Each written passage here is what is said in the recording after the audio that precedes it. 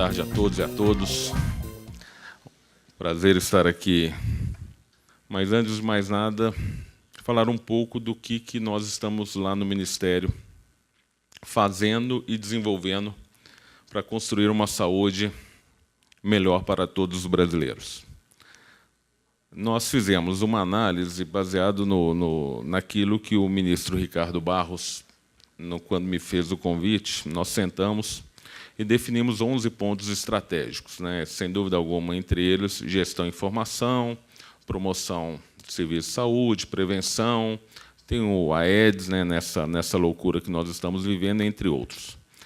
Mas havia uma necessidade de fazermos dever de casa, né? Nós pegamos uma questão econômica extremamente difícil e precisávamos, naquele momento, fazer algo diretamente dentro, ou seja, mostrar dentro de casa como fazer dentro daquilo que nós tanto enfatizamos, que é a questão da gestão. Então, vou apresentar para você o que nós fizemos. É uma situação de 100 dias e depois eu falo um pouco de indicadores. São 100 dias e nós cortamos 417 cargos, 335 cargos comissionados. Falamos, vamos economizar aqui dentro para oferecer um pouco melhor aquilo que os brasileiros precisam. Então, só com o corte desses cargos, em nenhum momento, nenhum serviço foi paralisado, nenhum processo sofreu qualquer problema, e nós cortamos, nesses 100 dias, 417 cargos. Houve discussão também do aluguel, né? Nessa crise que estamos vivendo, também temos que discutir a nível de ministério. Então, nós reduzimos em 33% o serviço de aluguel, todos os contratos, né, dos vários edifícios que o Ministério tem. Então, só nesse sentido, foram mais 52 milhões de economia nesses 100 dias. O Ministério possui algumas coisas assustadoras quando a gente fala de indicadores, porque a gente sabe da necessidade daquilo que é informação. O Ministério possuía, né, porque a gente começou numa fase, possuía 150 softwares estruturantes. Então, como é que você consegue capitalizar e ter? A gente tinha a velha frase, a gente tinha inúmeros dados e pouquíssima informação. Então, nós cortamos na revisão de 38 contratos de informática, né, e só isso aí foram 80 milhões de economia que a gente já está projetando para o ano. É uma indústria de software, né? Nós temos várias situações de financiamento, então havia uma indústria de software dentro do Ministério. Então, estamos revisando cada contrato, cortando alguns, otimizando outros para isso. Então, isso foi mais 80 milhões. A grande economia se deu na negociação de compra de medicamentos e vacinas e insumos estratégicos.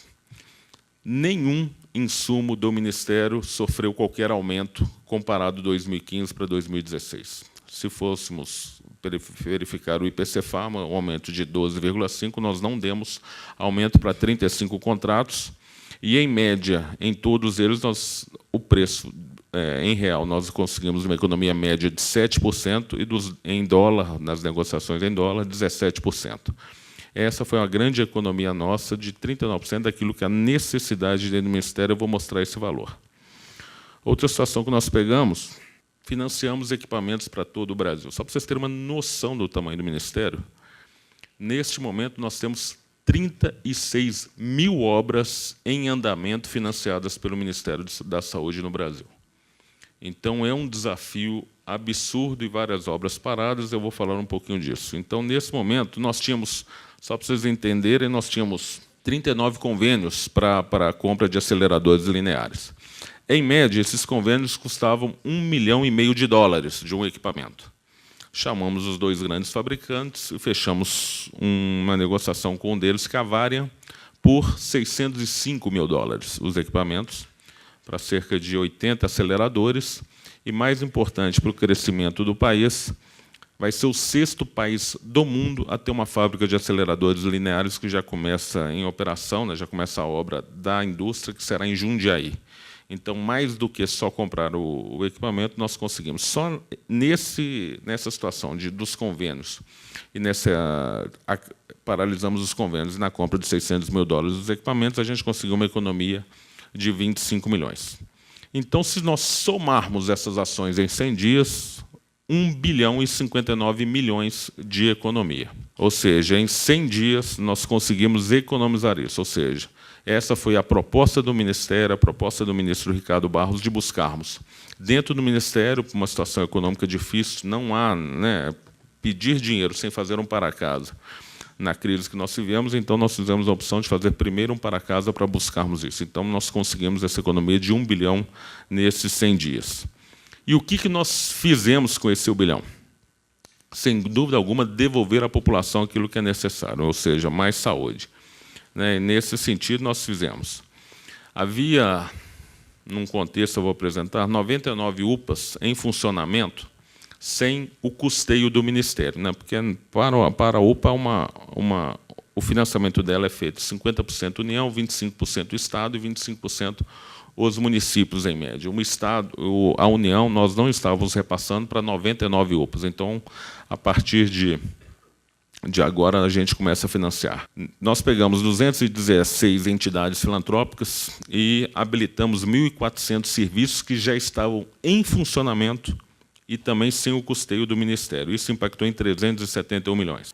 Incentivo à indústria nacional, né, com a produção da vacina meningocócica, que era fundamental, né, para termos a autossuficiência, né, e, inclusive, foi na FUNED, em Minas Gerais, esse aporte de 227 milhões, e outras necessidades, que eram mais medicamentos a serem distribuídos, e aí no total foram 7,4 milhões de unidades, que representam 222 milhões. Só exemplificando, né, na hepatite C, nós comprávamos hepatite C por uma média de R$30 mil, passamos a comprar por 18, 19 mil reais, aí deu para aumentar de 24 mil para 35 mil pacientes a serem atendidos. Então, esse é o nosso trabalho. Então, as UPAs são essas, né, essas distribuídas no Brasil que até então não estavam recebendo. Nos filantrópicos, o que significou esse pagamento? Aí, só para vocês terem uma ideia, né, são 10 novos serviços de oncologia, 1.000 leitos, 230 leitos de UTI e 75 habilitações de alta complexidade que passam, a partir de agora, serem custeadas pelo Ministério da Saúde, o que não estava acontecendo.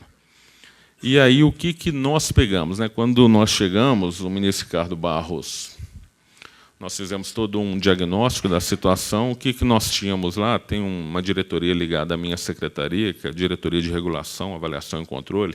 Nós tínhamos 3,5 bilhões de reais parados desde 2014, que o Ministério não estava habilitando nada, não estava realizando nenhum dos pagamentos.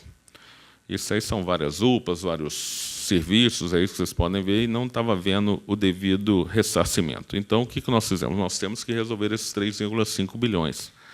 Nós resolvemos 550 milhões, né, que foi aquilo que eu mostrei um pouco antes, o resto foi com incremento de insumos, medicamentos, e já resolvemos 500 milhões, já tem novas economias, então a gente acredita até no final do ano a gente vai habilitar mais situações, e nós fizemos um compromisso com o presidente Michel Temer, com a economia do Ministério, nós vamos habilitar os 3,5 bilhões. Não vai ser necessário mais recursos, só com a economia, com a melhoria de processo, e já com o evento fala disso, de indicadores, metas e tudo aquilo que for necessário, nós vamos economizar, e até ano que vem todos esses serviços estarão habilitados com o custeio do Ministério da Saúde. A dificuldade do Ministério é inúmera, né? Entrando agora na questão dos indicadores, né?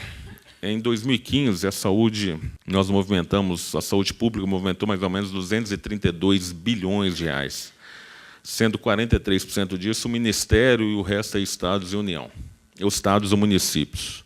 Esse ano a gente deve fechar aí na casa dos 115 bilhões, né? E o mais importante, depois de 3 anos, vai ser o primeiro ano que, na competência de dezembro, nós vamos efetuar o pagamento a todos os serviços. Ou seja, sempre o Ministério não conseguia pagar dezembro, pagava só em janeiro. E esse ano, necessariamente, nós vamos pagar isso e tudo mais. Mas há uma dificuldade no Ministério. Nós temos uma dificuldade, eu acho que os senhores sabem muito bem disso, da consolidação de processos, da situação de números, né? São inúmeros funcionários. E aí nós temos alguns exemplos, né? Então, se a gente colocar, foi lançado, eu dou 2 exemplos, um que caminha melhor no Ministério e outro que eu vejo uma necessidade forte de mudarmos, de darmos um novo direcionamento. Em 2013, ocorreu uma portaria do Ministério, que muitos de vocês tiveram acesso, da questão do Programa Nacional de Segurança do Paciente. Aí tem a sua situação do objetivo geral, que é fundamental daquilo que nós todos falamos no dia a dia das nossas instituições, gerenciamento de risco, núcleos de segurança, envolver pacientes, ampliar acesso, fomentar todo esse contexto que os senhores já fazem isso de forma. Criou-se os desafios, quais seriam os desafios dentro do Ministério, essa situação como um todo, quais seriam os conceitos e os indicadores de segurança, dentro daquilo que os senhores e senhoras... Isso foi uma portaria lançada pelo Ministério em 2013, como seria o monitoramento, principalmente nesses 6 pontos, o que o Ministério estaria acompanhando. O que eu falo de um exemplo para quem, como os senhores e senhoras, estão já trabalhando num dia a dia? Não tem nenhum número, não tem meta, não tem contrapartida, não tem absolutamente nada. Foi lançada uma portaria e não tem acompanhamento. Ou seja, por sinal, a única coisa que foi feita pelo Ministério, a gente custeou e está custeando cerca de 2.000 profissionais da área da saúde fazendo treinamento em segurança do paciente, custeadas pelo Ministério, mas sem uma contrapartida não financeira, mas uma contrapartida da capacitação, daquilo que buscamos, da inserção do conceito, daquilo que nós pensamos e que vocês pensam no dia a dia das organizações. O Ministério não fez isso, ele só lança o programa, fez a capacitação, mas não tem nenhum monitoramento. Isso é uma extrema dificuldade de nós visualizarmos. Essa é uma mudança que ocorrerá no Ministério. Tem um outro, que é o do PEMAC, da atenção básica, que já está no 3º ciclo. É uma situação bianual, é o 3º ciclo, então nós estamos entrando no 5º ano, que é mais ligado à atenção básica. Então, os próprios municípios fazem uma adesão voluntária, se querem participar dessa análise de qualidade da atenção básica, e realmente aí tem metas pré-existentes, eu vou mostrar para vocês, tem adesão, aí desenvolve as ações, a gente certifica e tem recursos, ou seja, uma vez que ele alcança resultados, aí literalmente os recursos são repassados. Só para vocês entenderem, o primeiro ciclo, 11 e 12, tinham quase 4.000 municípios, segundo ciclo, 5.000 municípios, terceiro ciclo, 5.324, quase a totalidade, porque nós temos 5.570 municípios, então quase a totalidade do país, ele fez a adesão de participar do programa de melhoria. Aí nós estamos fazendo essa melhoria, e uma das situações é essa. Nós estamos literalmente tendo o ESUS hoje, para quem acompanhou a imprensa há 15 dias atrás, hoje começamos uma nova era do Ministério, ou seja, nós vamos cuidar de cada real que nós repassamos e pagamos, que é fundamental para a saúde dos brasileiros. Nós vamos cobrar informação. Então, estamos começando pela atenção básica. Quem não repassar informação não vai ter o pagamento desse processo do PEMAC variável. Isso já está certo, que até 10 de dezembro, o não repasse de informações pelos municípios significa que nós não iremos pagar. Estamos dando todo o apoio, desde o link, desde a questão de software, desde a questão de todo o contexto. Nós só queremos que cada município, para que nós possamos fazer um desenho melhor da saúde pública desse país, que ele nos informe. Então, agora, nós começamos fortemente nessa situação, com um prazo. Até 10 de dezembro, o município é obrigado a repassar. Aí nós definimos os indicadores principais desse 3º ciclo, aquilo que eles vão ter que informar, e nós vamos monitorar. E tem também uma situação de recurso que é baseado na análise do ciclo. Só para vocês terem ideia, cerca de 35% fica em ótimo e muito bom, e a maioria fica em regular. Então, tem um critério: quem fica muito bom e ótimo recebe o dobro do pagamento normal. Então, nós pagamos 10 mil por equipe de saúde da família, nós pagamos o dobro quando é bem avaliado. O que eu cheguei aí com análise, mas aí vocês numa análise fundamental, a análise é feita a cada 2 anos. Então, depois de 2 anos, então é outra situação. Quando você um processo bom, um processo de monitoramento, mas 2 anos depois se avalia. Então, nós estamos mudando esse processo totalmente de indicadores. Entrando com a avaliação de desempenho, nós estamos lançando fortemente a situação, agora, finalmente, do cartão SUS. Vai ser linkado, a gente está fechando com o TSE na questão da biometria, para todos os brasileiros, para a gente ter controle, e, literalmente, construímos uma situação, então, caminhamos para ter aí uma sala de comando com um painel, toda uma visualização de uma gestão, uma vista muito forte, para sabermos realmente onde está cada real que nós disponibilizamos. O desafio é imenso. Nós sabemos que 45% dos recursos da saúde são públicos e 55% são privados. Mas há uma necessidade do Ministério melhorar sua profissionalização e gestão. Mas só vamos começar a ter isso baseado na informação e a construção de indicadores setoriais, a indicação de setores de desempenho, todo o contexto ser monitorado. E o ministro Ricardo Barros vem muito, a gente vem muito nesse sentido de fazer isso de forma pertinente.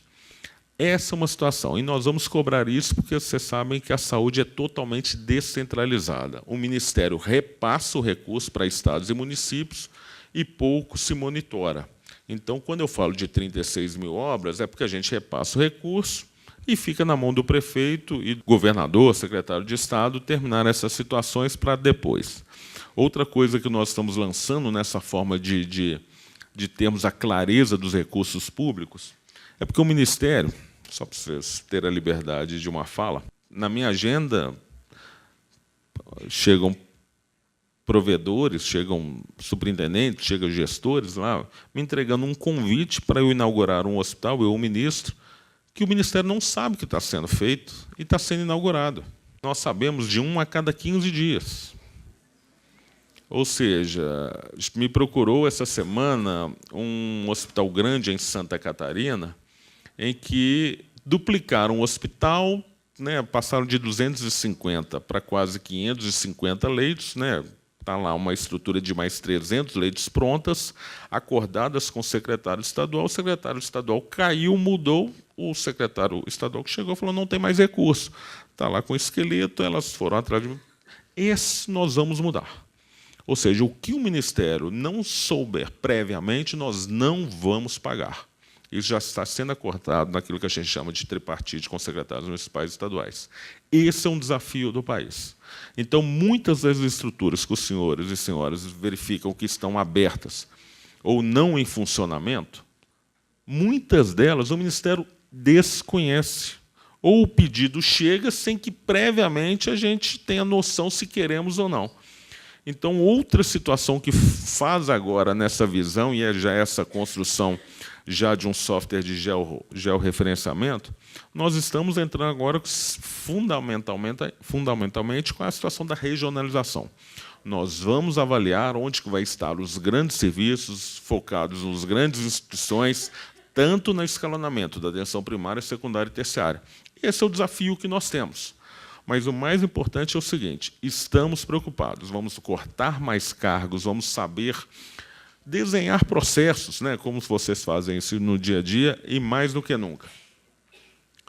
Nós estamos com o ESUS, todo aquele que for atendido, isso já está a partir do dia, nós estamos falando a partir do começo do ano que vem, ele vai ser cadastrado no seu telefone, e a cada final de consulta ele vai receber a consulta, vai ser uma ouvidoria online.